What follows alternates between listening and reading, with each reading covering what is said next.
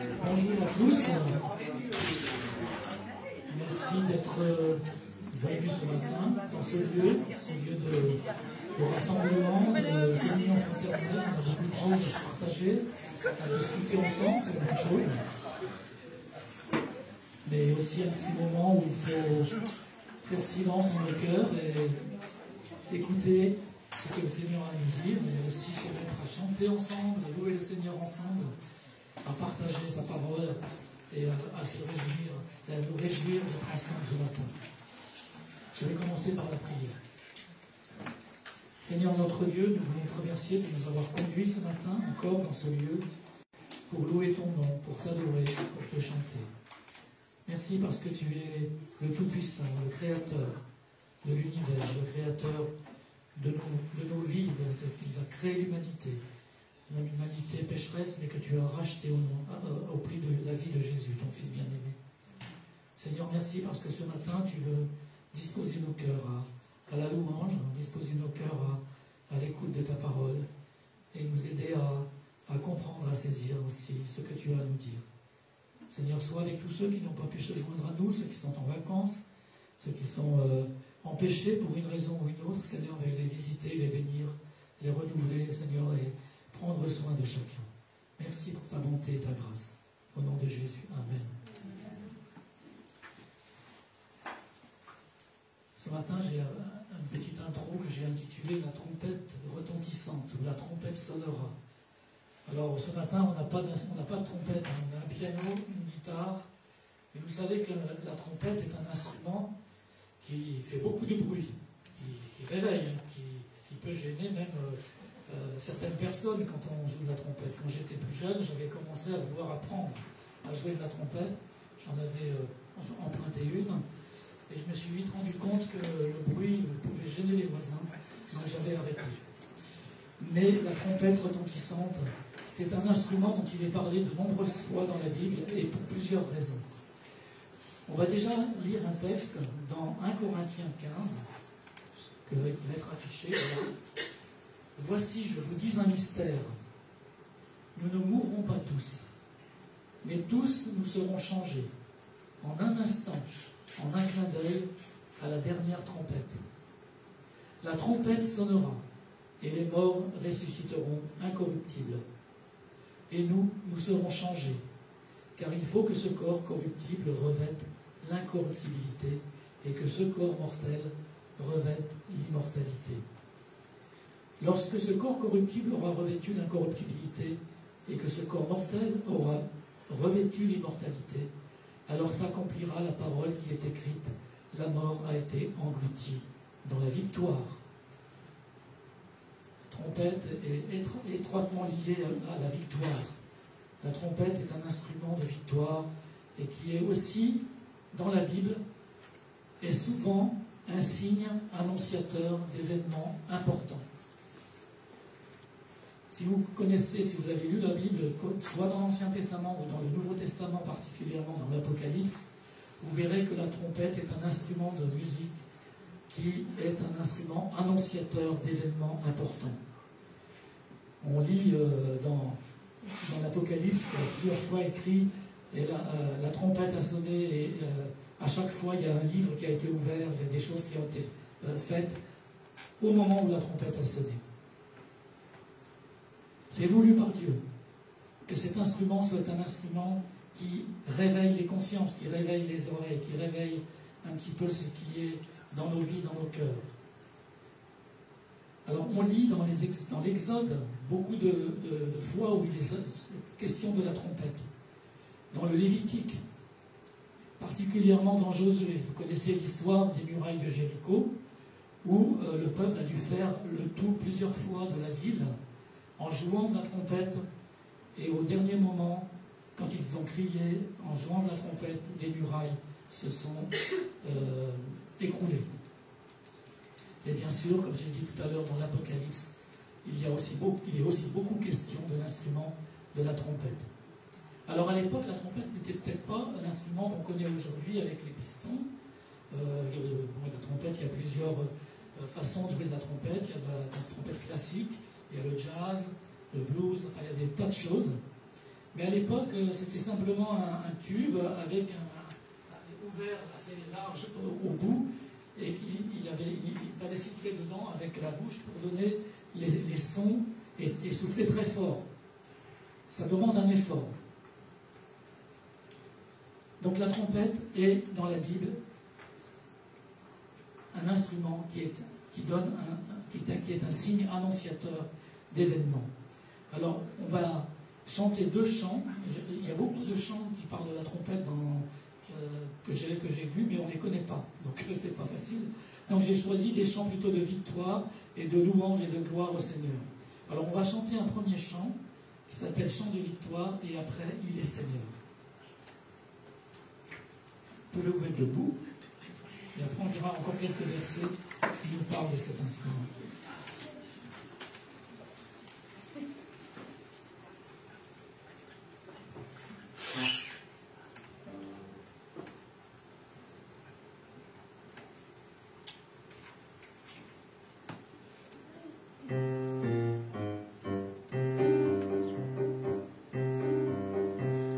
Entière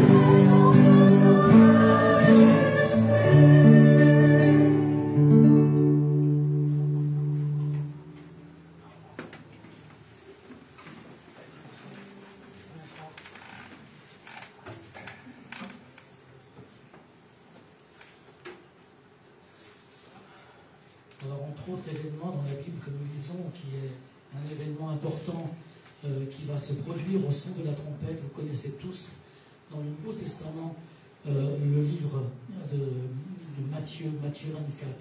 On va lire ensemble Matthieu 24 à partir du verset 30. Alors le signe du Fils de l'homme paraîtra dans le ciel. Toutes les tribus de la terre se lamenteront et elles verront le Fils de l'homme venant sur les nuées du ciel avec puissance et une grande gloire. Il enverra ses anges avec la trompette retentissante, et ils rassembleront ses élus des quatre vents, depuis une extrémité des cieux jusqu'à l'autre. Instruisez-vous par une comparaison tirée du figuier. Dès que ses branches deviennent tendres et que les feuilles poussent, vous connaissez que l'été est proche. De même, quand vous verrez toutes ces choses, sachez que le Fils de l'homme est proche à la porte. Je vous le dis en vérité, cette génération ne passera point que tout cela n'arrive. Le ciel et la terre passeront, mais mes paroles ne passeront point. La trompette est un instrument donc, qui attire l'attention. Et le jour où le Fils de l'homme paraîtra dans le ciel, eh bien, ils verront le Fils de l'homme venant. Nous verrons, et ils verront les gens qui seront présents à ce moment-là. Le Fils de l'homme venant sur les nuées du ciel avec puissance et une grande gloire. Et il enverra ses anges avec la trompette retentissante. C'est vraiment à chaque fois un instrument qui est utilisé dans des situations extrêmes comme celle-ci. Si on va lire après un verset dans l'Apocalypse, quelques versets, mais vous verrez qu'on ne va pas pouvoir tout lire, ce serait trop long. Mais c'est vraiment le signe de Dieu pour avertir les hommes qu'un événement important se prépare. Et ici, nous voyons dans Matthieu 24 ce qui se passera à la fin des temps, quand Jésus reviendra sur la terre. Il y aura des anges qui vont venir avec des trompettes retentissantes pour réunir les chrétiens qui seront élus des quatre vents, pour les rassembler. Dans l'Apocalypse, la voix du Seigneur elle-même est comparée au son d'une trompette et qui doit être entendue de tout le monde. La voix du Seigneur portera comme une voix, comme une trompette, et qui doit être entendue de tout le monde. Dans l'Apocalypse, au chapitre 4, à partir du premier verset, il y a Jean, l'apôtre Jean, qui était sur l'île de Patmos et qui a reçu des visions de la part du Seigneur. Il dit, « Après cela, je regardais, et voici une porte était ouverte dans le ciel. La première voix que j'avais entendue, comme le son d'une trompette, et qui me parlait, dit, « Monte ici, et je te ferai voir ce qui doit arriver dans la suite. » Aussitôt je fus ravi en esprit, et voici il y avait un trône dans le ciel, et sur ce trône quelqu'un était assis. Celui qui était assis avait l'aspect d'une pierre de jaspe et de sardoine, et le trône était environné d'un arc-en-ciel semblable à de l'émeraude. Donc la voix de celui qui était assis, qui est notre Seigneur Jésus, l'agneau de Dieu, qui a donné sa vie pour nous, était assis sur le trône, et sa voix était comme le son d'une trompette. Et au son de la voix du Fils de Dieu, au son de la trompette, eh bien un jour, des événements importants se prépareront, comme on l'a lu dans Matthieu 24. Que nos cœurs soient attentifs à ce que le Seigneur nous dit dans sa parole. Parfois, voilà, un instrument de musique, une trompette, ce n'est qu'un instrument de musique en cuivre, voilà. Mais dans la Bible, cela a une connotation très très très importante pour nous. Vous savez, dans les psaumes, il n'est pas beaucoup question de trompette, il est souvent question de luth, de harpe, des instruments beaucoup plus calmes, beaucoup plus solennels, beaucoup plus poétiques. Et souvent, David, le roi David, et les autres poètes de cette époque, les autres psalmistes, ont utilisé des instruments comme ceci pour accompagner leurs psaumes. Mais l'instrument de la trompette est un instrument qui nous prépare à des événements beaucoup plus importants. Et on a vu que nos cœurs doivent être préparés. Ce n'est pas seulement être prêt à écouter la trompette, mais c'est être prêt dans nos cœurs. Parce que le jour où cela arrivera, où le Fils de l'homme reviendra, il faut que nos cœurs soient prêts, que nos vies soient mises en, être en accord avec le Seigneur, être réconciliés avec Dieu par Jésus-Christ. Parce que c'est à ce moment-là que le Seigneur va rassembler ses élus des 4 vents. Et un jour, ceux qui resteront seront élevés dans les airs avec lui, et les morts en Christ ressusciteront. Nous allons chanter 2 autres chants, Mon ancre et ma voile, et un chant de victoire, ensemble. On peut se lever. Je ne sais pas si parmi vous, il y a des gens qui jouent de la trompette. Est-ce qu'il y en a qui jouent de la trompette? Non, personne. On a besoin d'instrumentistes, hein, ça serait bien pour eux.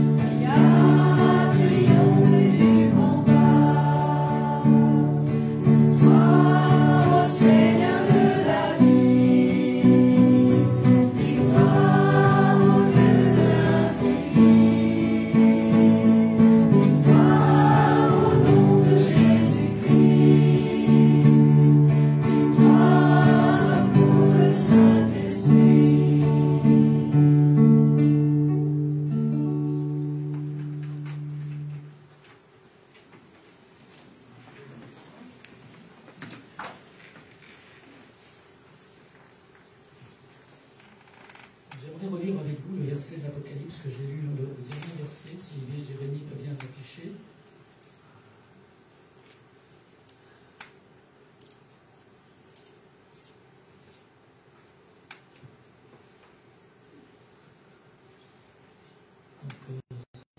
Voilà.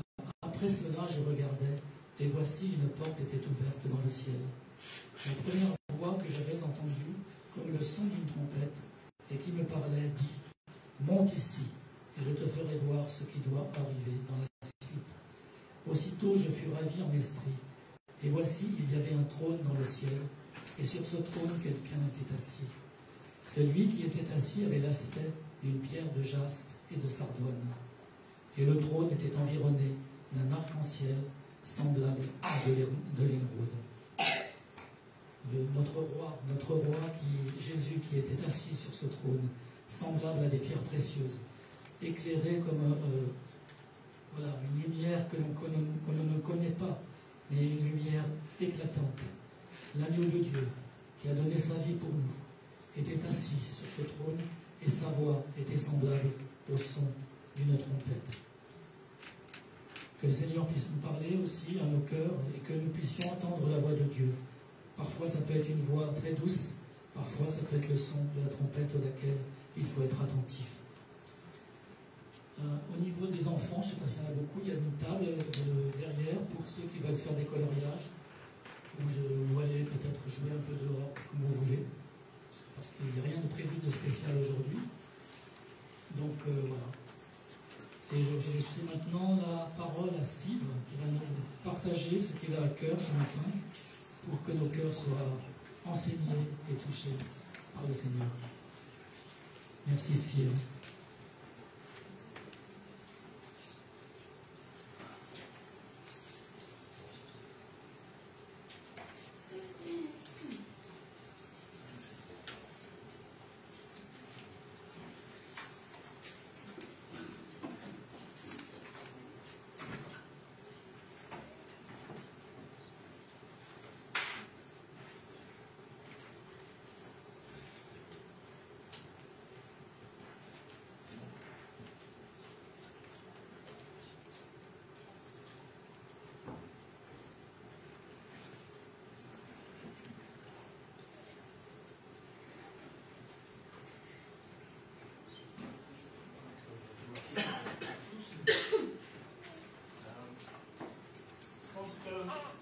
On m'a demandé si je voulais faire la prédication aujourd'hui. Je lui ai dit oui.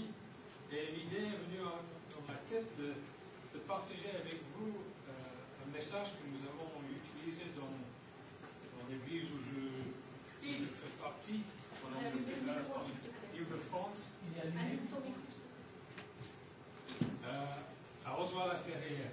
On faisait une série sur les petits prophètes.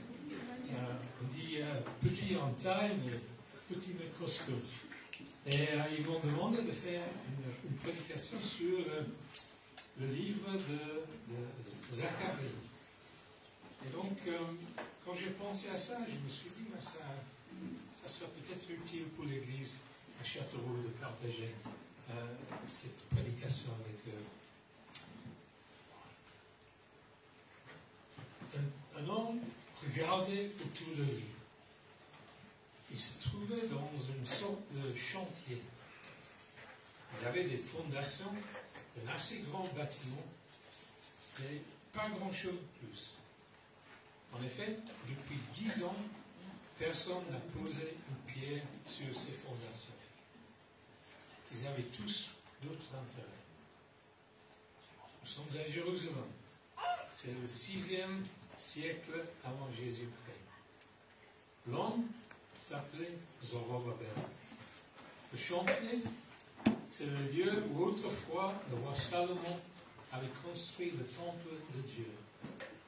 Ce temple avait été complètement rasé par les Babyloniens et le peuple d'Israël emmené en captivité. Une génération plus tard, le peuple avait obtenu le droit d'y retourner. Ceux qui l'ont fait sont revenus avec une vision. Encouragés par les prophéties d'Ésaïe, de Jérémie, ils voulaient rebâtir le temple était détruit. Zorobabel était parmi eux, le souverain sacrificateur Josué aussi. Zorobabel avait du sang royal dans ses veines. Descendant du roi David, il est devenu gouverneur de Jérusalem. Il se rappelait bien le jour de l'inauguration de ce chantier, le commencement de la construction du nouveau temple. Et depuis, il y a eu de l'opposition des peuples voisins, des difficultés économiques, un enthousiasme de courte durée de la part de son peuple, et bref, le projet n'est plus avancé. Ce que Zorobabel et Josué pensaient ce jour-là, nous ne savons pas. Découragés, peut-être. Un sentiment d'incapacité à faire avancer le projet, peut-être oui. Mais il y avait quelqu'un d'autre qui avait un grand intérêt sur ce projet de rebâtir le temple. C'était Dieu lui-même.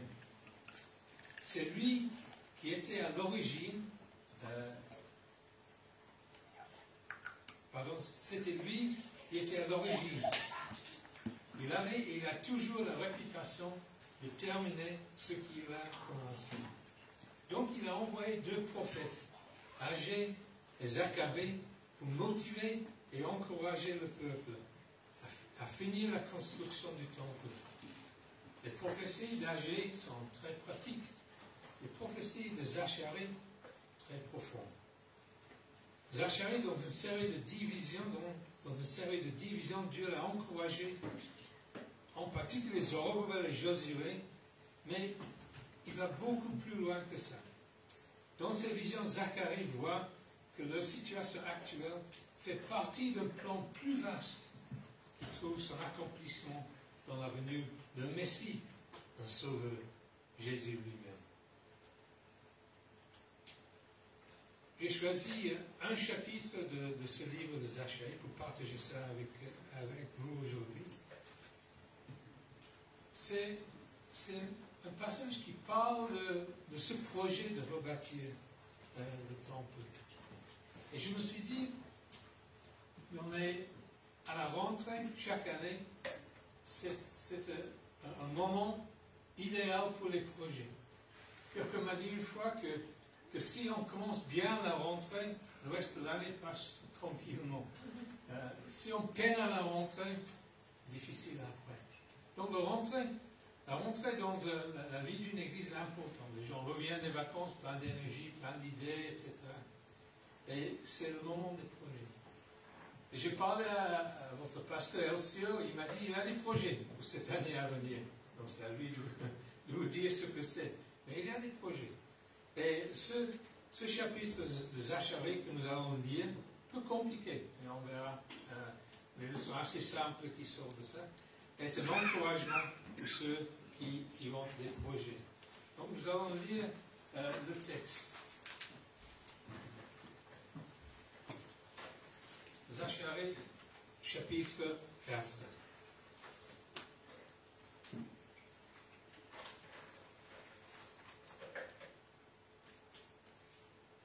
C'est une des visions nocturnes que Zacharie a eues. Chapitre 4, le premier verset. L'ange qui me parlait revint à me réveiller comme un homme qu'on tirera de son sommeil. Il me demanda, que vois-tu? Et je répondis, je vois un chandelier tout en or, muni de la partie supérieure d'un réservoir. Il est surmonté de 7 lampes, et il y a 7 conduits pour les lampes. 2 oliviers surplombent de ce chandelier, l'un à la droite du réservoir et l'autre à sa gauche. En prenant la parole, je questionnais l'ange qui s'entretenait avec moi. Que signifient ces choses, mon Seigneur? Il me dit, ne sais-tu pas ce que cela représente? Non, mon Seigneur, lui répondis-je. Il reprit et me dit, voici le message que l'Éternel adresse à Zorobabel. Cette œuvre, vous l'accomplirez ni par votre bravure, ni par la force, mais c'est par mon esprit. Le Seigneur des armées célestes le déclare. qu'es-tu, grande montagne devant Zorobabel? Tu seras transformé en plaine. Il extraira de toi la pierre principale au milieu des acclamations. Dieu la bénisse, Dieu la bénisse. L'Éternel m'adressa encore la parole en ces termes. Zorobabel a posé de ses mains les fondations de ce temple, et il en achèvera lui-même la reconstruction. Alors vous saurez que le Seigneur des armées célestes m'a envoyé vers vous. Qui donc méprisait le temps des petits commencements? Il aurait plutôt dû se réjouir en voyant la pierre choisie dans la main de Zorobabel. Quant à ces sept, ce sont les yeux de l'Éternel qui parcourent toute la terre.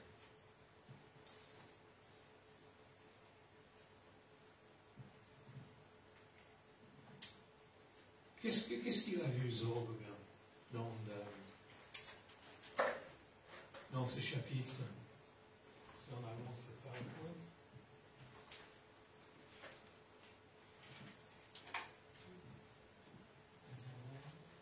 Il a vu un chandelier en or surmonté de 7 lampes. Le chandelier était alimenté d'huile par un réservoir. Et le réservoir était alimenté directement par 2 oliviers. Ça me fait penser dans notre appartement, quand on part en vacances, Rosemary organise toujours un système pour alimenter les plantes avec de l'eau. Donc il y a les bouteilles partout, il y a les ficelles qui descendent. Je ne sais pas si ça marche, mais normalement les plantes survivent au moins quelques jours. Et voilà, on a des chandeliers qui est alimenté par un réservoir qui est alimenté même par 2 oliviers, coule de source, comme on dit. Zacharie n'a rien compris quand il a vu ça. Et je dirais que, à première vue, nous non plus, quand on lit le texte. Mais l'ange, comme un bon prédicateur, a expliqué la signification et l'application. En comptant sur l'aide du Saint-Esprit, on va attaquer ce chapitre.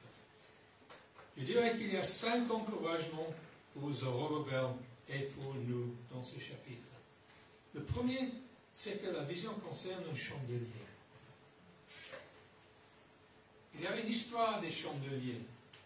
Il y avait un chandelier avec 7 lampes dans le tabernacle construit par Moïse dans la période de l'Exode. Il y avait aussi un chandelier dans le temple bâti par Salomon. Le chandelier représentait le service et le témoignage du peuple de Dieu. Dieu a toujours voulu que son peuple soit une lumière aux nations, un moyen de montrer sa gloire dans ce monde. Donc c'est un encouragement pour Zorobabel. Le plan de Dieu n'a pas changé. Zorobabel, tu vas reconstruire le temple, mais la vision reste, n'a pas changé depuis le temps de Moïse, depuis le temps de David. Tu continues une œuvre qui était déjà en action. Malgré leur indolence et leur inactivité et l'opposition, le plan de Dieu n'a pas changé. Zorobabel, tu n'as pas vu beaucoup de progrès dans ce chantier, mais sois rassuré, je reste fidèle à mon plan et à mon peuple.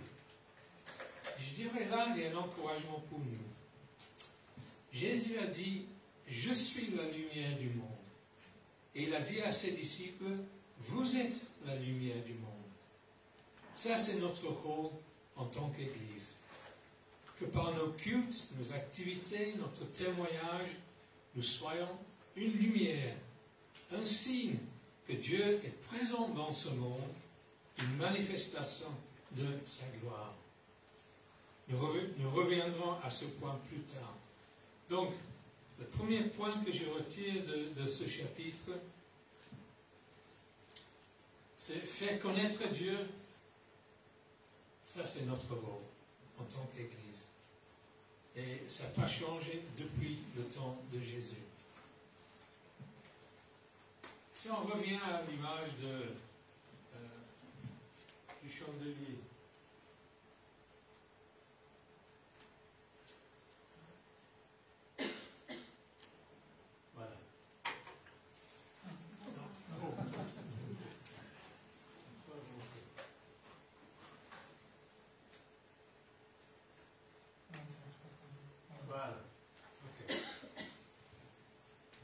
le chandelier. Derrière, il y avait le réservoir. Qu'est-ce qu'il y avait dans ce réservoir? Il y avait l'huile d'olive. Et dans la Bible, l'huile est un symbole du Saint-Esprit. La différence entre ce chandelier dans la vision et les autres, c'était le réservoir était alimenté éternellement par ces deux oliviers. À l'époque où Zacharie prophétisait, le Saint-Esprit était réservé à 3 sortes de personnes: souverains sacrificateurs, les prophètes et le roi. Mais la vision que Zacharie a eue offre la promesse d'une sorte d'abondance du Saint-Esprit pour le peuple de Dieu. C'est un encouragement pour Zorobabel. Il a reçu la promesse en verset 6. Voici, cette œuvre, vous l'accomplirez ni par bravure, ni par la force, mais c'est par mon esprit. Quelle promesse pour quelqu'un qui s'avance dans un projet. Quel encouragement pour nous. Jésus a dit à ses disciples, le Saint-Esprit descendra sur vous. Vous recevrez sa puissance et vous serez mes témoins à Jérusalem jusqu'au bout du monde. Châteauroux y compris, et même la Creuse, pour ceux qui habitent. Je m'appelle une citation de William Booth, le fondateur de l'Armée de Salut. Sa fille est revenue d'une journée à Londres où elle a témoigné sur Jésus-Christ aux gens qui étaient là. Et Booth a dit, comment ça s'est passé aujourd'hui? La fille a dit, j'ai fait mon mieux. Booth a dit, c'est pas suffisant. C'est pas suffisant. On peut faire notre mieux, mais c'est pas suffisant. Dans l'œuvre de Dieu, on a toujours besoin du Saint-Esprit pour travailler avec nous. Et dans nos projets, souvent on pense, bon, il manque ça, il manque de l'argent, il manque le personnel, etc. Mais en réalité, la chose qui manque le plus, c'est le Saint-Esprit. Si on a le Saint-Esprit, si le Saint-Esprit est à l'œuvre dans nos projets, on peut avancer et voir Dieu faire des choses. Donc le deuxième principe, agir en comptant sur le Saint-Esprit et Dieu agira.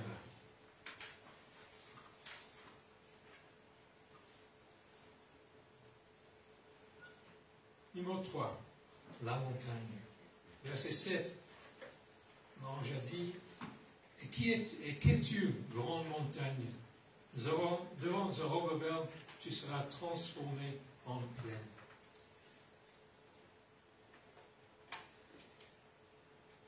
La grande montagne de difficultés, de l'opposition, de découragement. Peut-être c'était les décombres du premier temple, le rappel des échecs du passé. Mais il y avait l'encouragement pour Zorobabel. Dieu s'occupe des problèmes avec un seul mot en hébreu, traduit par tu seras transformé en plaine. D'un seul mot, Dieu règle les problèmes. Il y avait peut-être des grands problèmes pour Zorobabel, mais pour Dieu, tout est petit. Tout est petit. Quelle motivation pour lui et quelle motivation pour nous.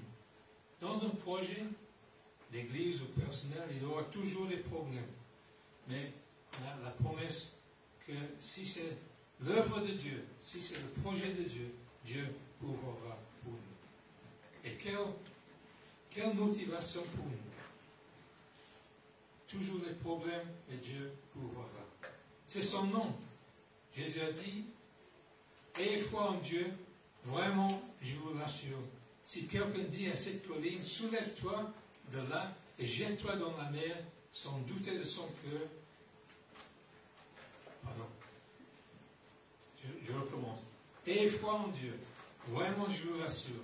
Si quelqu'un dit à cette colline, soulève-toi de là et jette-toi dans la mer, sans douter dans son cœur, mais en croyant que ce qu'il dit va se réaliser, les choses s'accompliront pour lui. C'est pourquoi je vous le déclare, tout ce que vous demandez dans vos prières, croyez que vous l'avez reçu et cela vous sera accordé. devant Jésus, la montagne des difficultés sera transformée en plaine. Ce qui nous donne un troisième principe. C'est ça avance. Voilà. Troisième principe. Dieu pourvoira.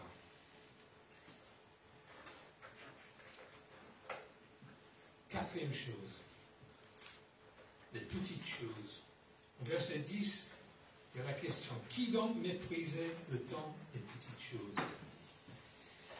C'est un encouragement pour Zorobabel. Il était peut-être tenté à se comparer avec le roi David. Il était peut-être tenté de comparer le temple qu'il voulait construire avec le grand temple de Salomon. Devant David, il était tout petit. Devant le temple de Salomon, ce qu'il essayait de construire était bien petit. Mais ce n'est pas important.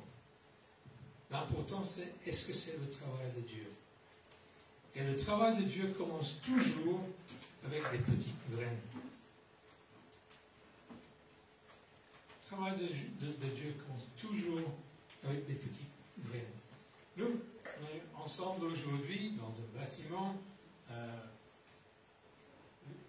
L'Église a une histoire qui date entre 30 et 40 ans.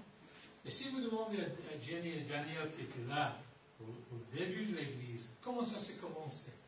C'était souvent par les petites choses, l'idée qui est venue, avoir une réunion, louer une salle, etc. Les petites choses ont commencé, mais le résultat, c'est que 30, 35 ans après, on est là, bâtiment, témoignage depuis longtemps. Le travail de Dieu commence toujours avec les petites choses. Jésus a dit, celui qui écoute la parole et la comprend porte du fruit. Chez l'un, un grain en rapporte 30, chez l'autre 60, chez l'autre 100. Et donc, le quatrième principe, le travail de Dieu commence toujours avec des petites graines. Refléter la gloire de Dieu n'est pas quelque chose de grandiose, mais plutôt une question de petites choses qui portent du fruit.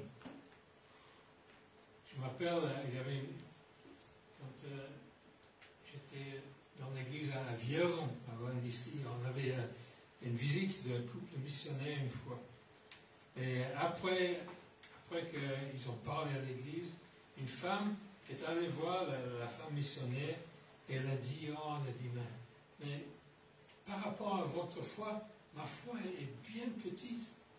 Et la missionnaire a répondu, c'est pour nous-mêmes, ça laisse beaucoup de place pour la croissance.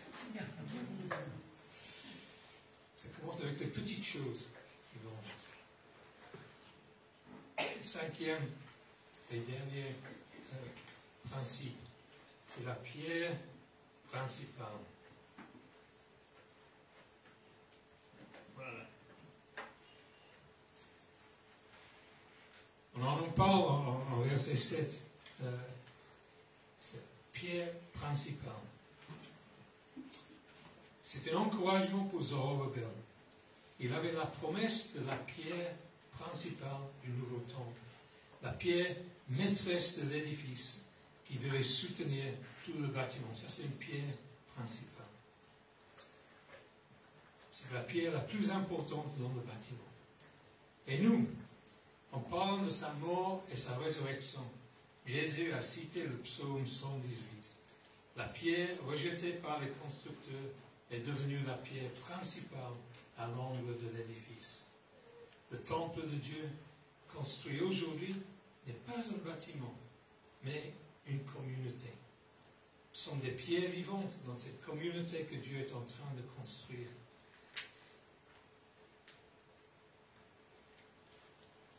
Nous sommes comme des pierres vivantes qui construisent notre vie en communion avec Jésus-Christ, le Fils de Dieu, mort, ressuscité et vivant pour toujours.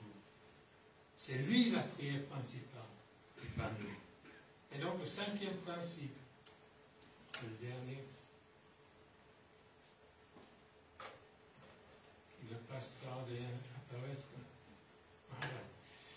c'est tout projet de Dieu repose toujours sur Jésus. Lorsqu'il y a des conflits dans le cours, ou lorsqu'il y a des conflits dans un projet, revenons à Jésus-Christ.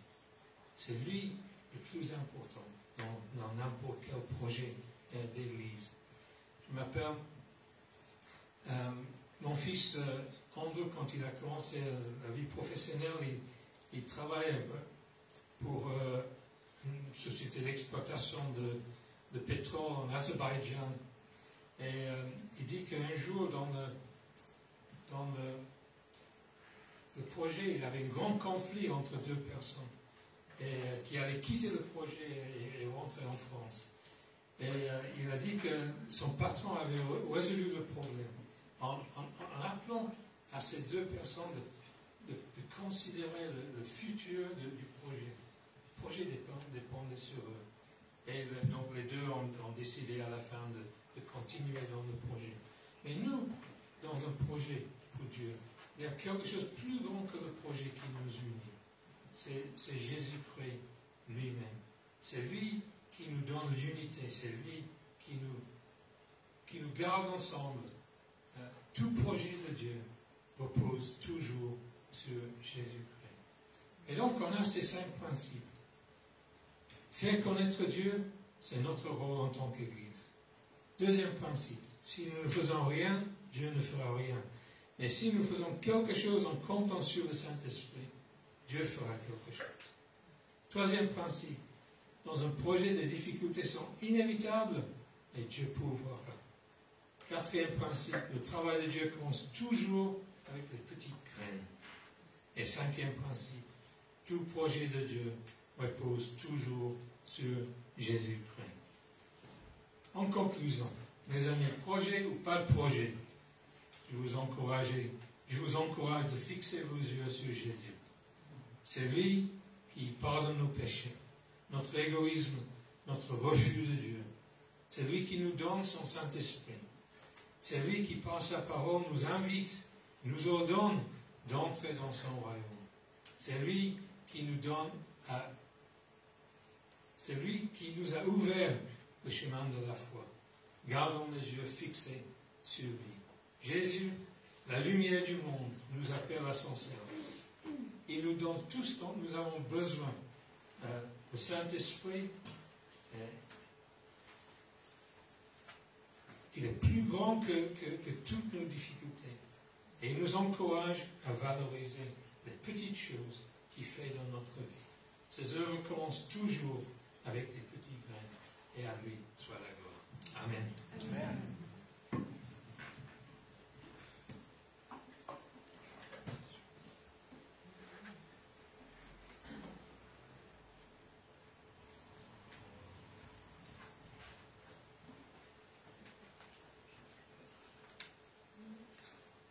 Merci Steve, c'est très pertinent aussi ce partage concernant le réservoir d'huile que nous devons être pour pouvoir refléter la lumière du Seigneur. Et ceci avec le Saint-Esprit qui nous conduit chaque jour. Recherchons vraiment à agir chaque jour par le Saint-Esprit, à construire nos vies avec le Saint-Esprit, pour que nous puissions être des lumières autour de nous, pour que d'autres personnes puissent voir. Et ainsi nous pourrons vivre d'une manière qui honore le Seigneur, qui lui plaît, et le Seigneur saura aussi nous bénir à ce sujet-là. Merci beaucoup pour ce partage. Nous allons chanter un autre chant, un dernier chant, avant que nous passions aux annonces. Et on va ensemble se lever et on va annoncer le roi. On va chanter le 799, nous annonçons le roi. Et vous pouvez chanter, taper dans les mains si vous voulez, pas de problème.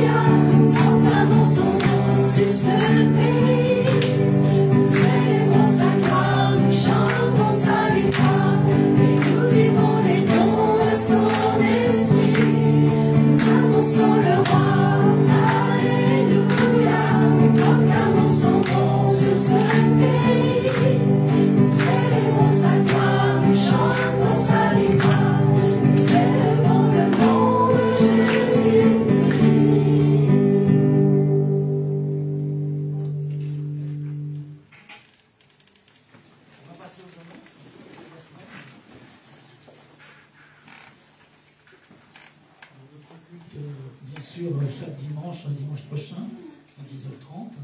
On va s'afficher, voilà. Donc, dimanche prochain, 10h30. Les 4 mots qui sont des mots que l'on a choisis, que l'Église a choisis pour être un peu le leitmotiv de notre vie d'Église. Donc l'unité, la joie, le service et l'onction du Saint-Esprit. On vient d'écouter ce partage tout à l'heure, que le Saint-Esprit en nous est vraiment cet ingrédient nécessaire, un ingrédient entre guillemets bien sûr, pour nous alimenter chaque jour à servir le Seigneur. Alors le culte de rentrée 2023, rentrée scolaire bien sûr, le culte de rentrée 2023 sera le 17 septembre à 10h30. Donc soyez bien tous les bienvenus pour ce culte de rentrée. Je pense qu'il y aura des choses à nous partager, à nous annoncer. Voilà, donc soyez tous les bienvenus ce jour-là pour le 17 septembre. Et j'aimerais terminer avec un verset. C'est Jésus qui parle et qui parle à ses disciples. Au moment où il va s'élever vers le ciel, il leur dit « Je pars, mais je vous laisse la paix. C'est ma paix que je vous donne. Je ne vous la donne pas comme le monde la donne. C'est pourquoi ne soyez pas troublés et n'ayez aucune crainte en votre cœur. » Donc je vous laisse aussi toute cette semaine avec ce verset.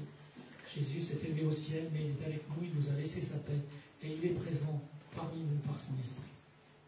Voilà. Donc il y a aussi la boîte d'offrande au fond, à l'entrée de la salle. Et j'aimerais terminer par la prière. Seigneur notre Dieu, nous voulons te remercier de nous avoir réunis ce matin, tous ensemble, pour être en ta présence. Parce que nous savons que là où nous sommes assemblés en ton nom, 2 ou 3 même, plusieurs personnes ici présentes, tu es au milieu de nous par ton esprit. Seigneur, merci parce que tu nous as appris aussi beaucoup de choses par ta parole, par ce message ce matin. Merci parce que nous sommes ces réservoirs d'huile sainte que tu as placées en nous par ton esprit pour être des lumières dans ce monde.